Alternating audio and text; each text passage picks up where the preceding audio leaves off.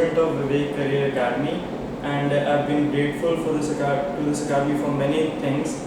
As when I lastly joined this academy, I learned a lot of new things and a lot of interesting things. And the teachers and faculty are extremely well, and they're really good. Because when I came to the academy, I was pretty nervous about it, and I knew nothing about the syllabus and the exam and how to prepare for it and how to manage the time and everything. But it was really helpful for me to come here, and the teachers encouraged me really well.